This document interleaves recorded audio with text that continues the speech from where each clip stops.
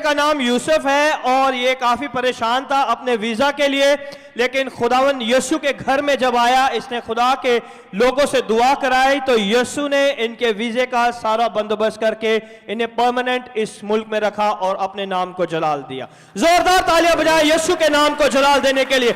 जब भी आप ताली बजाएं, ये जान के ताली बजाएं कि हम यीशु के लिए ताली बजा रहे हैं, क्योंकि उसी ने ये सारे मौजूदात किए हैं।